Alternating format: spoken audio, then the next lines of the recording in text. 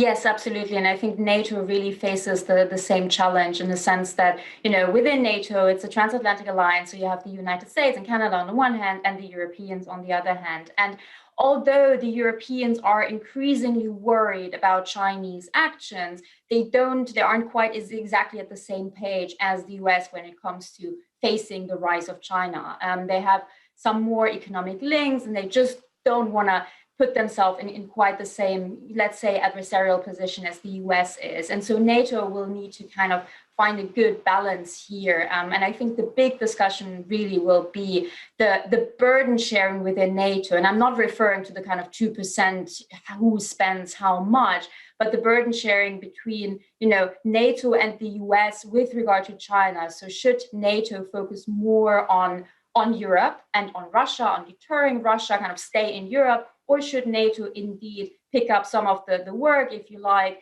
in the Indo-Pacific near China and do more there? And I think this is one of those big directional changes and questions that will be discussed today and in the future. Dr. President Biden does bring significant foreign affairs experience with him. And what we've seen from this president, the ability to tackle multiple different challenges all at once, given his unique perspective and knowledge of how to work these institutions.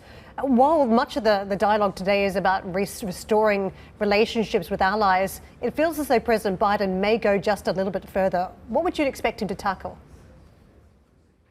Yeah, so for me, this whole summit is very much a summit of unity, if you like, which kind of is always true for NATO, right? I mean, these summits, we shouldn't forget, these summits, these meetings of heads of government and heads of state, they're actually relatively short. I mean, the heads of state and heads of government are going to meet for some 2.5, 3 hours, which basically leaves some 5 minutes or so for every leader to speak. So there's only so much they can discuss. But of course, it's very much about signaling. It's about signaling unity after the traumatic years of the Trump presidency, I think. And this is really going to be the main message. But yes, this summit needs to tackle a few things. And of course, a lot of people have worked before the summit on communiques and plans and all of this. So in addition to the China question, the Russia question that we just discussed, I think one big topic will also be not just cyber, as you mentioned earlier, but what NATO calls EDT, so emerging and disruptive technologies, which